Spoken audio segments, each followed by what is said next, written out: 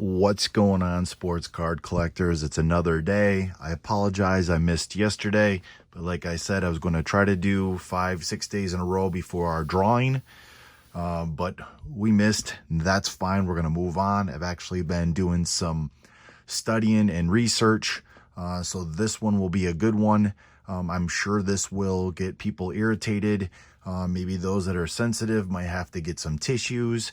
But today we're going to talk about, which has been talked about before, GMA's grading scale and PSA's grading scale. I do not want to say the word versus. I just want to compare GMA's grading scale and PSA's grading scale. And I realize that there's other grading companies out there, but I've seemed to have seen on a regular basis now individuals stating that a GMA graded card is nothing more than a raw card encapsulated or in a slab.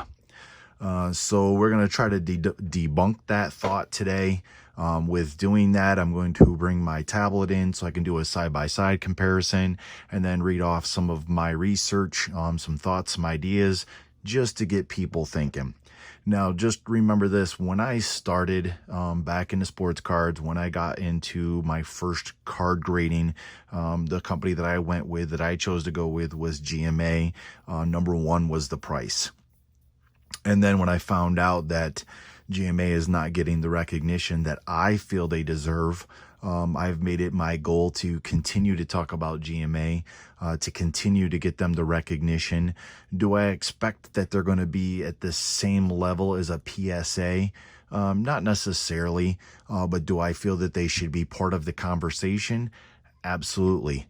Do I feel that they should be part of the conversation where you're comparing them versus a raw card? Absolutely not. So before I get started, let me just first say, if you haven't followed us on Instagram, give us a shout out and follow us at KB Sports Cards. If you haven't subscribed, hit the subscribe button down below. Also hit the bell down below to be notified when we post a new video. Both of those are free. They don't cost anything. And of course, it does help us out. And we will continue to try to bring decent content, or at least interesting content, maybe to stir the pot or to just get people thinking. At the end of the day, this video is not intended to bash, but more to get people thinking on a different level or a different mindset, that just because there's PSA and they trade in the stock market and people say they are the guideline doesn't necessarily mean the guideline. That's just basically equivalent to you saying because it's on the internet it must be true, and we know by now that just because it's on the internet it doesn't have to be true. So sometimes you have to do your own due diligence, you have to do your own research, and sometimes it's just based off your own experience. Granted, if you've had great experience with PSA and you love PSA, I'm fine with that. My question is have you even tried to venture out and try any of the other grading companies? And I say other because there is BGS, there's BCCG, there's SGC, and of course GMA, and then there's some other ones along the way. So let's get started.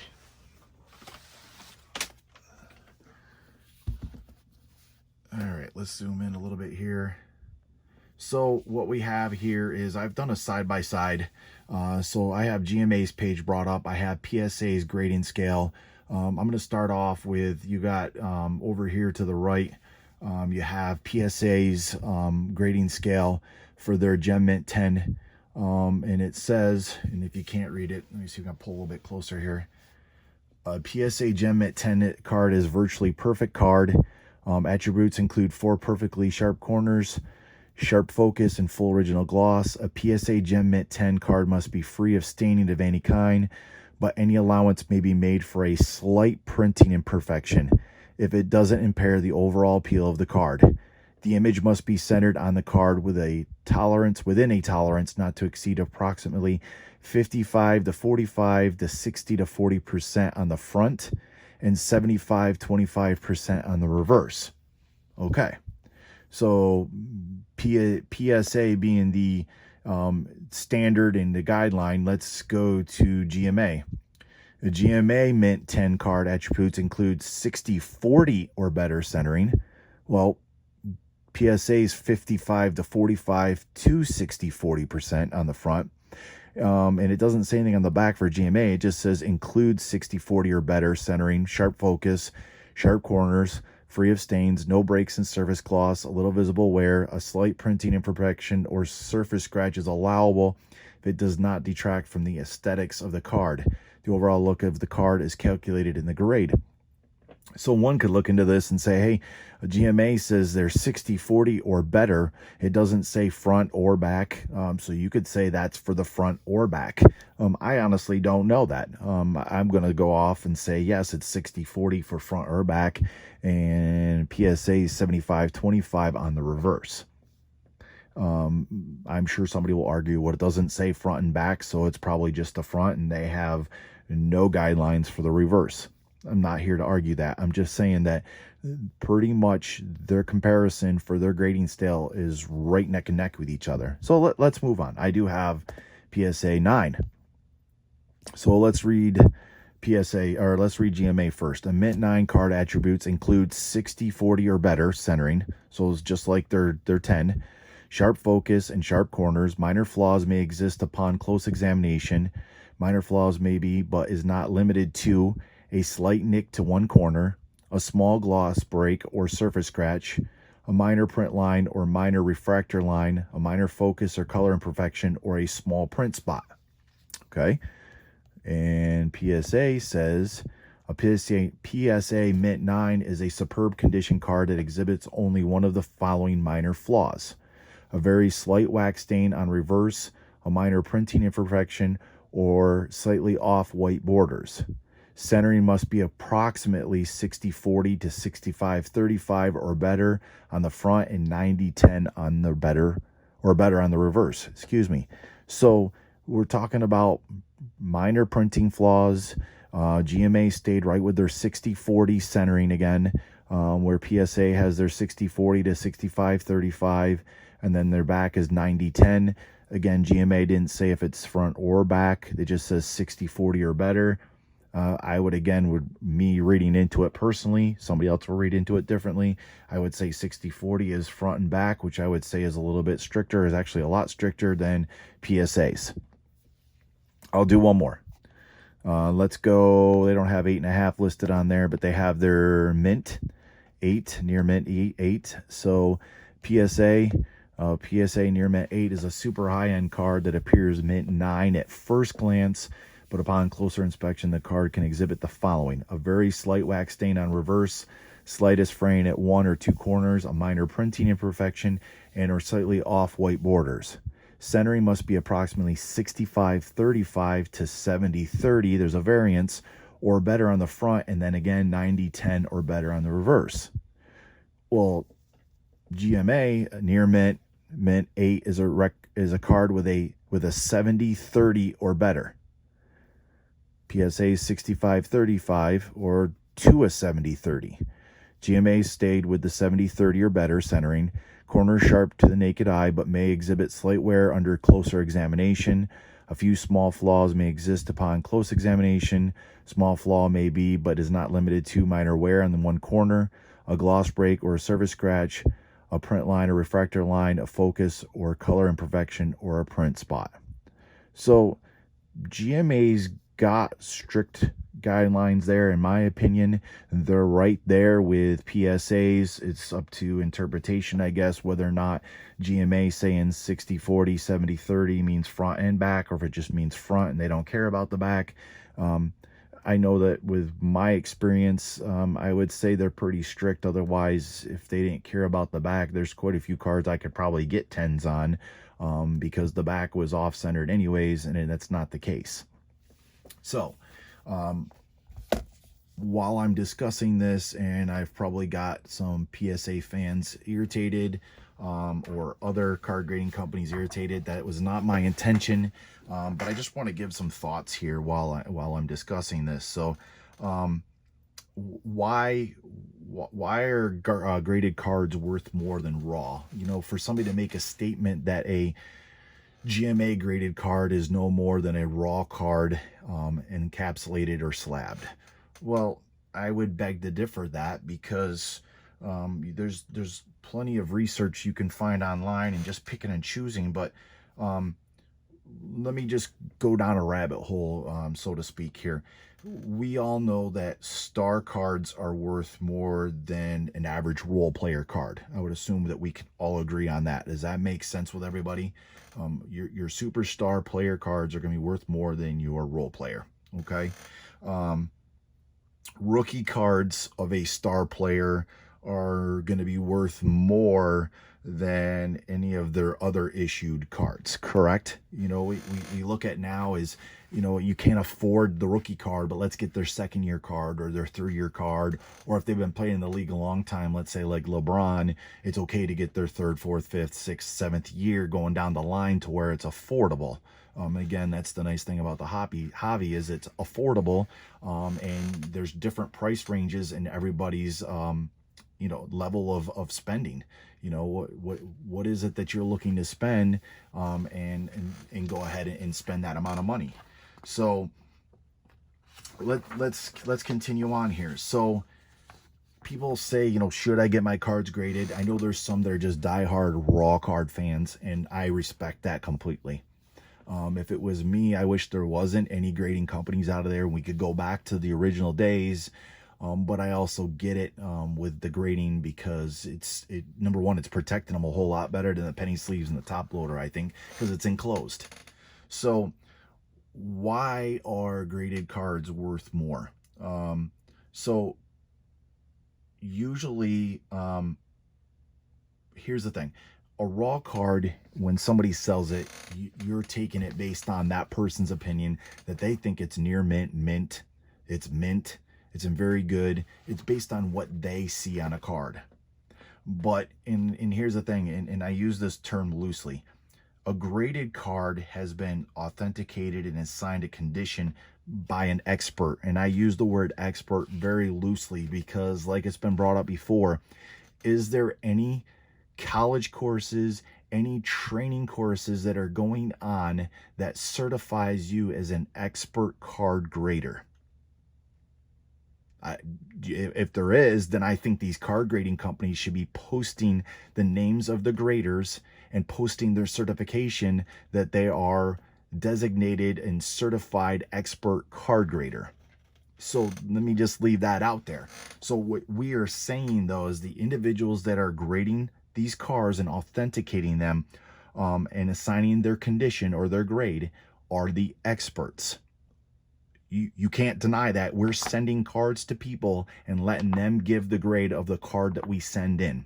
We've had people that have said, oh, I was disappointed. I thought it was a better card grade. I thought it was a Gem Mint 10, or I thought it was a 9 and I got lower.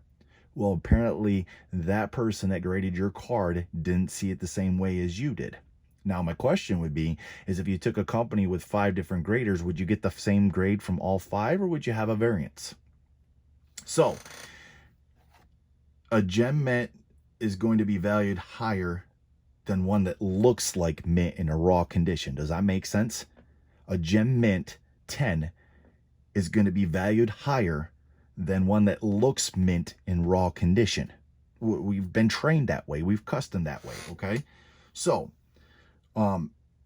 with that, we've all been conditioned to pay more for a card that's been assigned a grade by an expert, and again, I use the word expert loosely, versus one that looks mint and is said to be mint.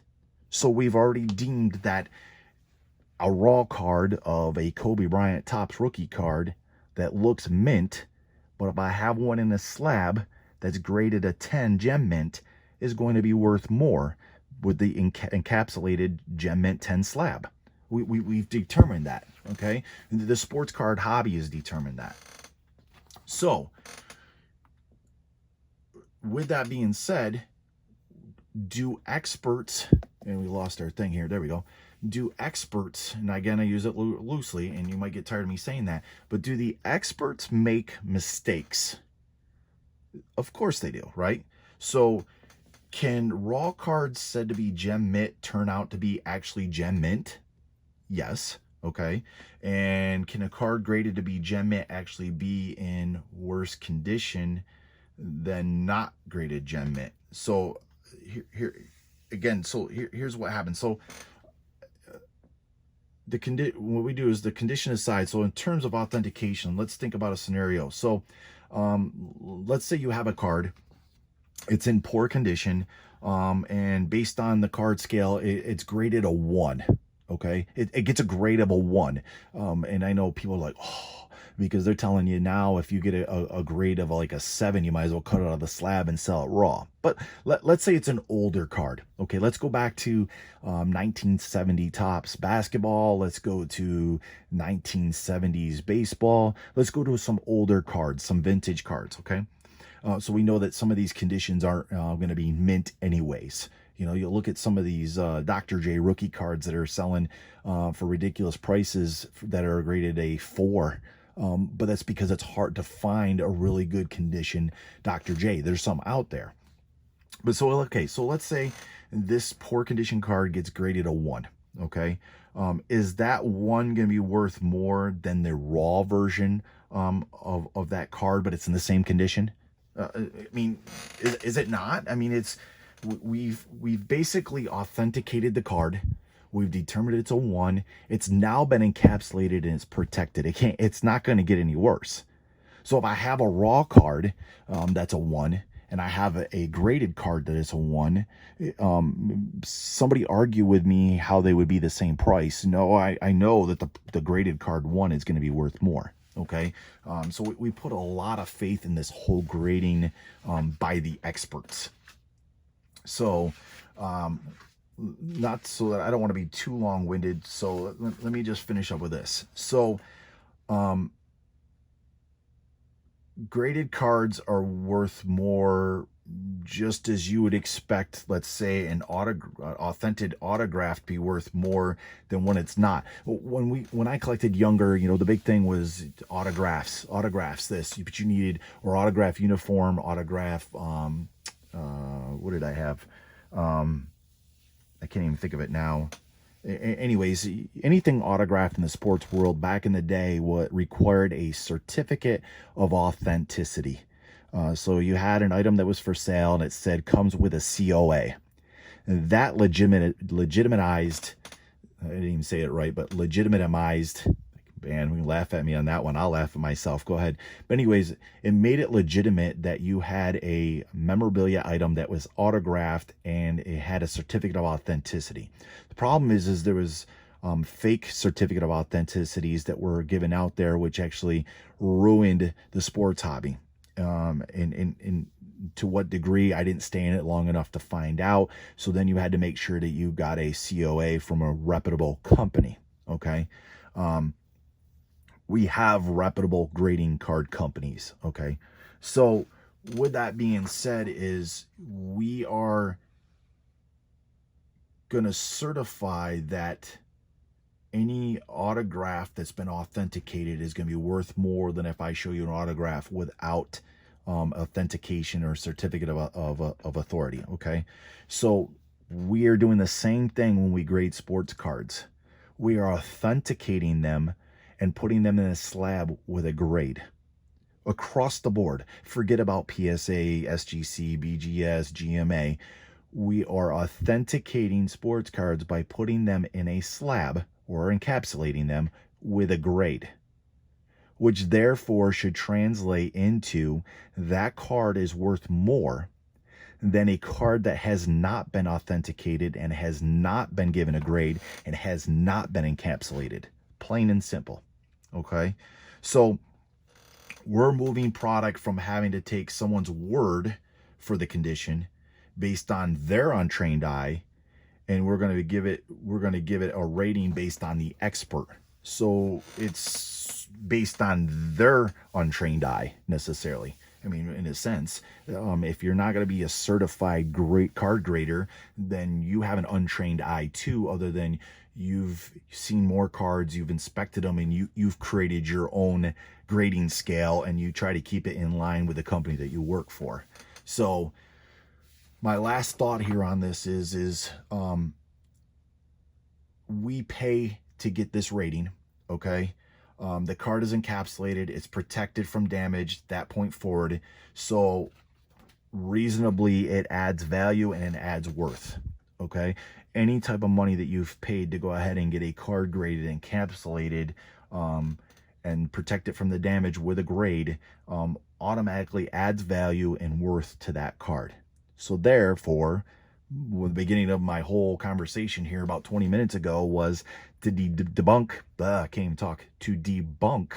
the thought that a GMA card, graded card, or any other graded company is the equivalent of a raw card. No, it just happens to be another graded company that's out there besides PSA that is respectable and does quality work just like them and deserves to be recognized. I know I'll get feedback, positive and negative, on this, and I accept it, and I'm warm with it. I'm not bashing PSA. Again, my whole point is to bring relevance and to have GMA recognized along with SGC and BGS and PSA and put them on a more even keel level. So if you guys like this video, please give it a like. If you, again, haven't followed us or you haven't subscribed to be notified when we have another video up, please do so. It doesn't cost you guys anything. It helps us out. And guys, I appreciate all the feedback we have. Don't forget, we have our drawing this Saturday for the 2020 Donruss Blaster Box giveaway. I'll put the link below to the video for that. Don't forget to comment on that particular video so you can get entered in for the drawing. Guys, I appreciate it. As always, stay safe, stay healthy. See you next time.